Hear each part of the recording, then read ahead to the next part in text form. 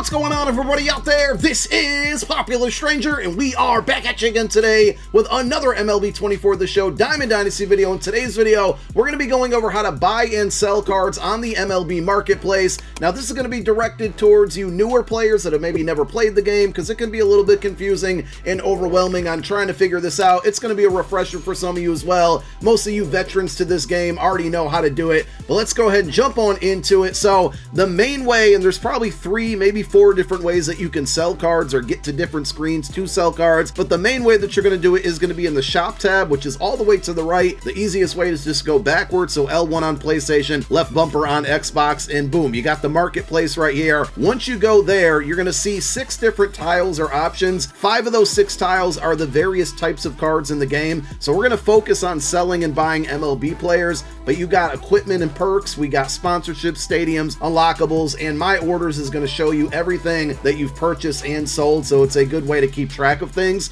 So if you go into the MLB tile here, you're going to get a screen that shows you, and there's so many options on the page right now, but if you look towards the top middle, there's 109 pages currently. This is going to show you every single card in the game, whether it's a sellable card, non-sellable card, whether it's a card that you've earned from a reward, it's a card that you can get out of a pack. Every single card in the game is right here, and you have filters to get there. Now, if you want to sort through those tiles that we just showed you, remember we had MLB cards. If we hit R1 or right bumper on Xbox, it will then go to equipment, sponsorship, stadiums, etc. So you can shuffle through these different things with the R1, L1 button. To get from page to page to page, you're going to use your back button. So R2 or right trigger, L2 left trigger, and as you go through each page, you see the number increase towards the top middle there, and the overalls go down. So you see the highest OVR cards at the top. As more cards get added into the game, they will get added into this page as well. So if you're ever looking for a certain overall card, the long way to get there is to keep paging over until you get to that group of overalls. We're at page 8 right now, and we're at 83 overalls. The smarter, more efficient thing would be to use the filter. So you're going to hit square on PlayStation, X on Xbox. That's going to pull up 2 different filter options. Number 1 is searching by name. All you do is type in the player name of the card that you're searching for. Easy enough. The other is going down to filter, and you have a ton of different options now where you can sort by price, overall, position, team, etc. A couple of these specific filters I want to point out is series. So you have your live series cards, which are like current day MLB players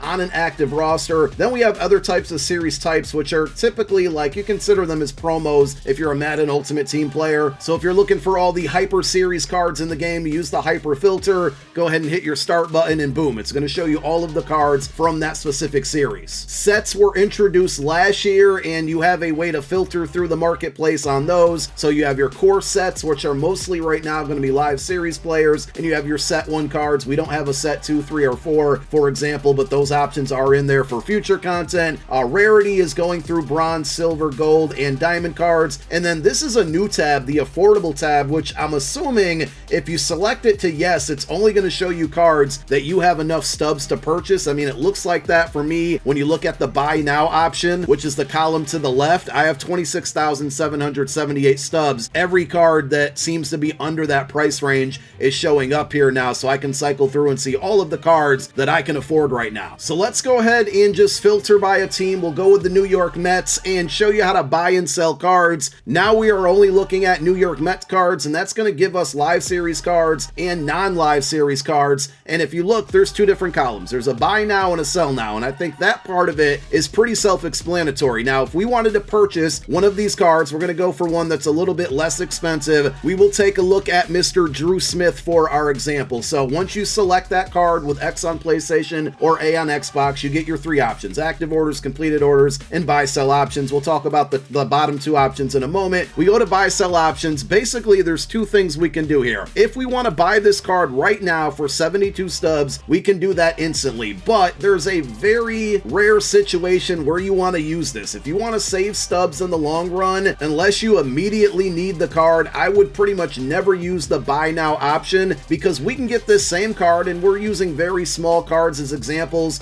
72 stubs is not a lot at all, but we can get this card for a lot less than 72 stubs, so there's no reason why we want to pay that much for it when we can get it for cheaper. The column on the right that says sell, this is going to give us a list of what people are willing to pay for this card. So this person person, which it's more than likely the same person, has put up 10 different auctions saying, I want to buy this card at 25 stubs. So they're being smart about it. Rather than paying 72, they're saying, hey, somebody out there, please sell me this card for 25 stubs. They're saving themselves subs in the long run, and the more cards that you do this on, the bigger the savings are going to be. So I'm always looking for somewhat of a middle ground, or we're kind of what I would say uppercutting the person that has the lowest option in the sell column. So we're going to go buy because we want to buy this card. We're not going to buy it for 72 stubs. We talked about why we don't want to do that. We're going to create a buy order. So basically, I want to beat the 25 stubs that somebody already has up there, but I don't want to be close to 72. So we're just going to go ahead and put in the number 30 and watch what happens over on the right now. You're going to see once we select finalize order and click OK, that now our listing is up there for 30 stubs. So if somebody comes along and they have this Drew Smith card and they want to sell it, they can go to the sell option here now. And if you're wondering, you can sell your own cards to yourself. You never want to do that because there's a 10% tax on all transactions, and then you'll just be losing stubs in the long run. But if I was mimicking somebody who was going to sell this card right now, they could go ahead and sell this card to me at 30 stubs. And if they were to do that, well, then now I'm getting this card for 30 stubs versus paying 72 for it. Again, I know we're talking pennies here at the end of the day, but it's just a practice you want to use, and obviously take this strategy in with higher overall cards that are going to cost more stubs. That's why I said a moment ago, you're pretty much never, ever, ever going to want to use this buy now option, because the way this marketplace works is it allows you to set the price that you're willing to pay for just about any card. Now, if that card is sold to you or not, you know, that's going to be up to the rest of the community. If you set unrealistic prices, the cards are probably never going to get sold to you. But if you use practices like this, you can get a lot of cards for a lot cheaper than you should be paying for them on average. One other thing to point out when buying and selling cards, we'll use DJ Stewart as an example. Notice my stub count at the upper left, it's 25,566. Anytime you place a buy now order in, it's going to remove the stubs from your count regardless if that card sells to you or not. So we'll use the same exact strategy that I just showed you. We got, you know, we can buy this card right now for 86 stubs, or we can put in an order much closer to 26 stubs and save ourselves a little bit here in the long run. So we're going to go ahead and create the buy order. I'm just going to go ahead and put it in for about 33. And now notice if you look at the upper left that my stub count went down. This is basically factoring the fact that somebody is likely going to sell you this card, so it's taking away your stubs right now. Now, if you ever need to cancel an order, you'll get your stubs right back. And to cancel an order, there's a couple different ways that you can do it. I think the quickest, easiest way is when you're on a screen like this, you can hit X on PlayStation, A on Xbox. Remember these three options I showed you earlier, the buy, sell options, and then active orders and completed orders. You're just going to go to your active orders, and these are all of my active orders right now. So if I wanted to go ahead and cancel that one for the DJ Stewart there, well, that's pretty poor timing because somebody literally just bought it as I tried to do it. So we'll just cancel a different order, but notice my stub count, 25,533. Once we go ahead and cancel that order, those stubs are going to come back to us, and now we're at 25,583. And, you know, I just kind of showed it to you, but you can always view all of your completed orders in the completed orders page, or tab, I should say, and this will keep track of pretty much everything throughout the entire year. So you're going to get to a point, especially if you're really good at flipping cards, and we'll have a tutorial on that in the next coming days or so, you're going to get to a point where you have hundreds, if not thousands,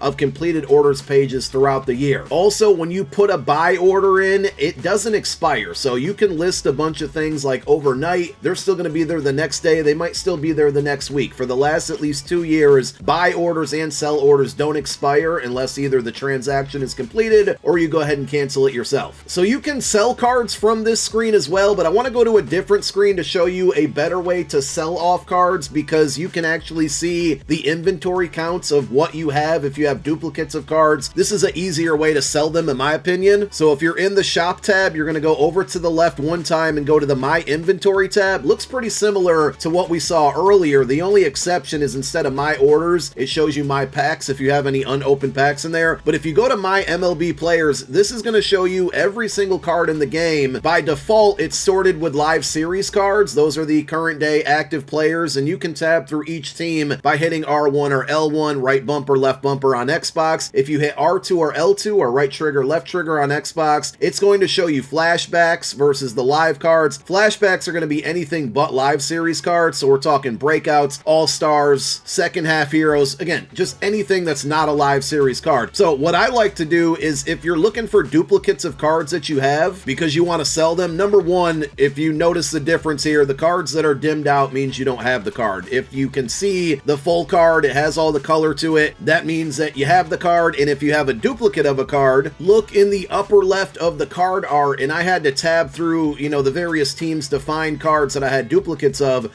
but you can see here I have 5 of these Jake Rogers cards. So again, from that last screen that we showed you where you were buying cards, you can sell from those screens as well, but you can also select any card within your inventory, whether you have it or not. You hit X or A on Xbox, and you're going to have a couple different options. We're going to go to View in Market, and now it's going to give us a similar screen. It only shows us this one individual card, but if we hit X or A again, we got those 3 options. We're going to go to Buy Sell options, and now if we wanted to buy more of these cards, we certainly can. And this time, for an example, we want to sell the card. Now, just like buying, you want to pay attention to detail here, because I could sell this card right now for 80 stubs, but we'd really be selling ourselves short in not capitalizing on the amount of stubs that we can make. You can see a bunch of offers right now where people have this exact card listed for 240 stubs, 248 stubs, 249, and there's going to be people out there that will pay these prices for the cards. So what I want to do is list the card that I have closer to that price and not closer to the 80 stub price, because again, we're going to lose out on a ton of stubs in the long run. So instead of going to sell now at 80 stubs, we're going to go to create sell order. I'm going to try to put something closer to 240. You probably want to undercut in this situation. You can list it for above the lowest value out there, right? But you're going to have to wait for the ones in front of you to sell before yours possibly sells. And if the price starts to go down, your card may never sell. Again, they don't expire. So we're going to go ahead and just put it in for 222 stubs, finalize order. And remember, you do have to eat the 10% tax on any card that you sell, but now you can see the one we just listed is at the top of the list. So if somebody is searching for this card and they go to buy and they choose the buy now option instead, which a lot of people do, we just taught you you don't want to do that. Because my card is at the top of the list, when they hit buy now at 222 stubs, I'm going to get that versus being able to sell it for 88 stubs or 77 stubs. So there's going to be some small differences in a lot of cards, but for that, and again, it's only a couple hundred here, in the long run with so many cards in play, this is the best way to make stubs as well and maximize your profit on anything that you're selling. You can cancel buy orders and sell orders the same. So if we back out to this menu, hit X, we got the buy sell option, the active orders, the completed orders. If I wanted to go ahead and cancel this Jake Rogers order, I'm going to leave it up because I want somebody to pay that much for it, but I could go ahead and cancel it right now. To me, the inventory screen is a lot easier to buy and sell cards, especially if you're trying to get live series sets done, because you can literally tab through each team and scroll up and down through each team and see exactly what cards you have duplicates of. You see we got a couple here, and what cards you don't have. You can see all the dimmed out ones. So I could go in and just keep placing buy orders on all of the cards that I don't own and go through and sell all the duplicates that I do have to try to recoup some of the stubs that I'm probably spending on cards that I don't have, if that makes sense. One final screen that you can accomplish this all on, and sometimes it's worth doing it, sometimes it's not, but the collection screen, if you wanted to go to live series or any other series collections here,